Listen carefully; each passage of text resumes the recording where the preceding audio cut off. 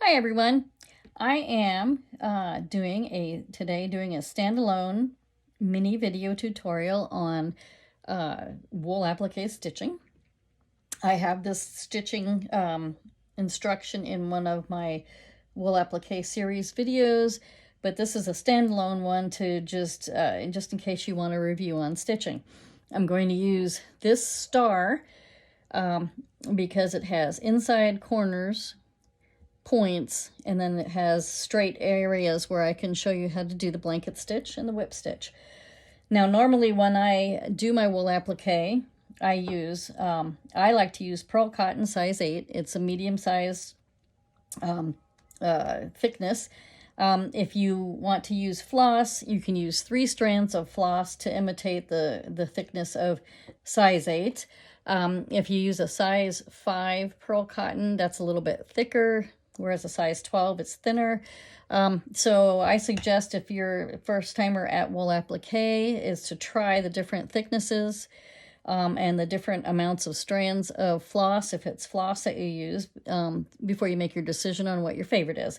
I like to use neutral colors from lights to darks, just depending on the color of my applique piece. If you want your stitching to not stand out as much, you can use a color that matches your applique piece. Like for this one, I would pick a blue that matches the blue there. And so then my stitching wouldn't stand out quite as much. Now for the needles, I like chenille needles. My favorite brand is the John James. I taped these 2 chenille needles to a piece of paper so you can kind of see them. A little bit hard to see the eye, but you can tell on the size 22 right here, the eye of the needle is larger, and this is the size 24 over here is a smaller eye. It's also a shorter needle. So you can use both of them and decide which one you like the best. I like to use the 24. It's shorter, and so I don't waste as much thread because, you know, as you get to the end of a piece of thread, it's harder to get the needle to go through without your needle unthreading. So since it's got a smaller eye, I often have to use a needle threader to thread that needle. A little bit of a fun fact about needles is the way they are processed and made. They're made in big sheets of needles, and so when they're pulled apart and separated, one side of your needle is, the eye is rougher than the other side, where it was attached to the needle, the other needles. So that could be a reason why you're having difficulty in threading a needle. So if you're threading from one side and your thread seems to be getting jammed up, just turn the needle to the other side and try threading from the other side of the eye, and that might make it easier. So for this demonstration, since it's not necessarily so easy to see these neutral threads, I have threaded my needle with some red pearl cotton so that it's easier to see my stitching when I start stitching on this. So to begin stitching, you come up from behind, underneath, into the fabric right at the edge of your applique. You don't want to come up into the applique. You don't want to start in the corner or on the point. And now if you were doing some applique that had a little bit of a curve to it, you try to find the straightest portion of an applique to start on. Now obviously if you're appliquing a circle, there is no straight portion. So I'm going to show you, first thing is I'm coming up right on the edge of the applique, right there. And I will hold it a little closer so you can see the needle coming up. And now you pull it through because you've knotted it on the back, and that stops the thread. So here I am with my beginning. Now to do a blanket stitch, you will come down in the applique, and you can do them as far apart, the stitches, as you want, or as close together as you want. It all depends on how you want it to look. Some people like longer, I call them teeth on their stitches. Some like them really short so that you can barely see them. So it's your decision. I'm going to come through here. So I have placed the needle in the applique. Now I'm going to pull through, and I leave kind of a loop. Now you come up from underneath just into the fabric, right next to where you went down, and your needle is coming up right there. And then you put your needle through that loop so that when you pull your needle and you pull your thread, it makes what I call a tooth. See that little line of thread? Now you don't want to pull that too tight, because if you pull these too tight, you're going to distort your applique, and you could end up making wrinkles in it as you go along. So you just want it pulled just tight enough to keep that stitch secure. So now when you want to do the next one, you go down in the applique the distance apart from your first stitch that you want your stitches apart. Some people put marks on their thumb to follow if they want their stitches to be perfectly even. You can eyeball it. It just all depends on how you stitch. So then we go down again, leave the loop, and then I come up in the fabric, perpendicular, right next to where I went down in the applique, but only up in the fabric, into the loop. And once again, I pull, and there's your second tooth. So now I'm coming to the point. I'm going to just quick make another stitch. So I'm up to the point. So now I'm there. So what I do, how I do a point, is I put the needle in right at the point. So we're at the top of the point. Pull through, and I have my loop. And then I put my needle up. Let me get it in there before I show you. I put my needle up in the fabric right at the top of the point, but not into the applique. It's just at the top of the point of the fabric. It's kind of hard to see, but you can see how it's coming up. I pull it, then I put it through the loop like that. And this one I pull very, very slowly, because I kind of want to have that loop just hug that point. So you basically have, as you can see, you kind of have the thread on both sides of that point. And then I take my needle and I go down again in the fabric, right at the point, but not into the applique. And I pull it back through, and I just do that slowly too, because I don't want to distort my stitching. And that kind of locks that stitch into place, as you can see.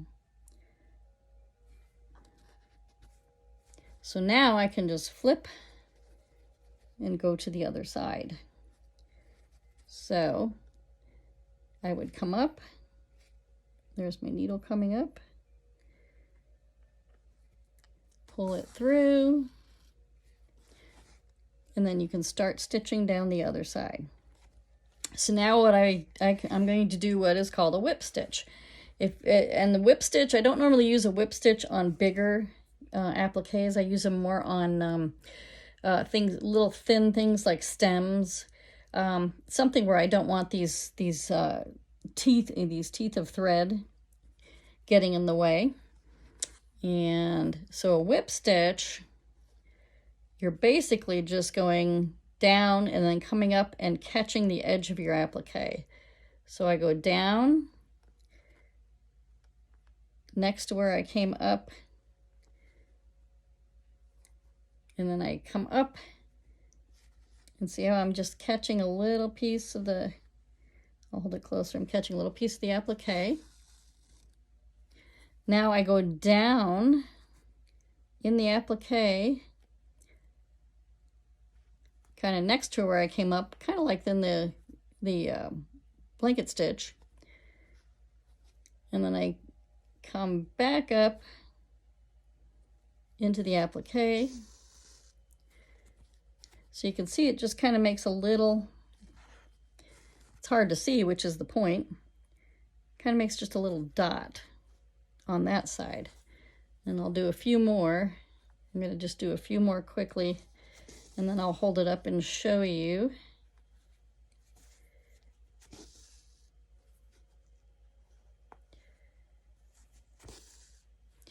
So as you can see, it's not as pronounced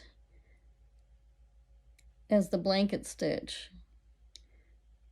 And it's basically, the purpose of it is to hide your stitch more, but it also, as you can see, if this was a real thin area, it won't hurt the, the size of the wool. It won't distort the wool.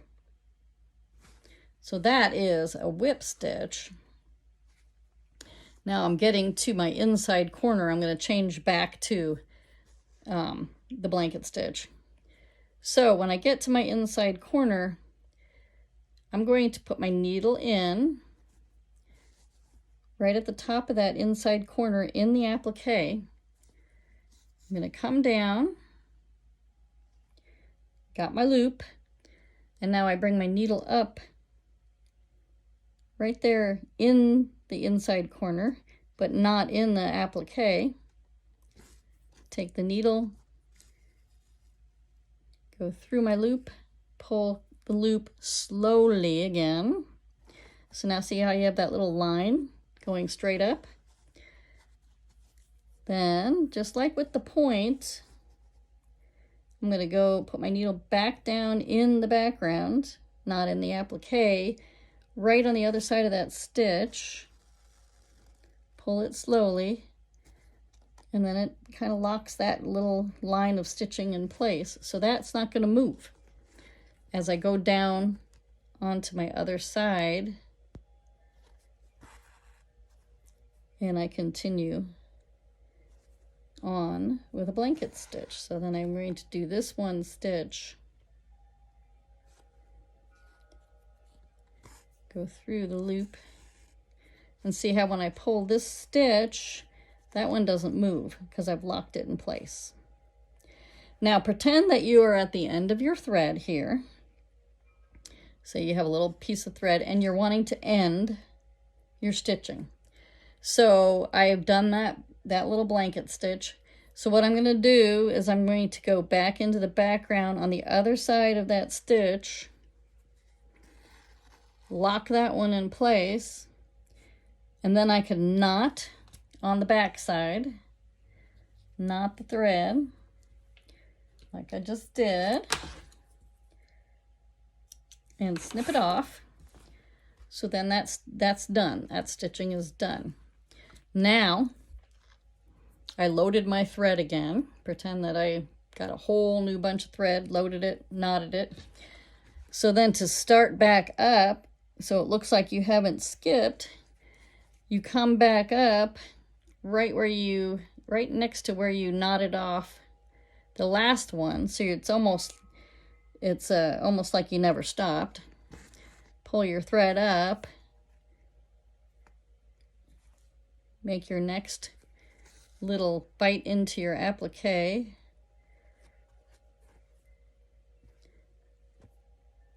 and then pull slowly, and it looks like you never stopped because you're just continuing on. And like I said before, some people put marks on their thumb, the exact distance they want apart their stitches, and then their stitches will be perfectly aligned. You can do that, or you can just eyeball it. I generally eyeball it and just try to make them a good distance apart, evenly and lengthwise. My projects tend to be more primitive, so I'm not as concerned about the stitching being perfect. But if you are more interested in perfect stitching, then you might want to do the marks on your thumb. So to review I use a chenille needle, size 24 or 22, depending on which I'm more comfortable with, and that's what you would do. I like size 8 pearl cotton. I use neutral colors. However, you could use colors that would match your applique. Of course, I used a red on this, so it made the stitching a lot more visible. And the key to keeping your points and your inside corners stitches secure is doing that locking stitch that I showed you. So I hope this was a helpful stitching tutorial for you, and I hope to see you again soon. Bye.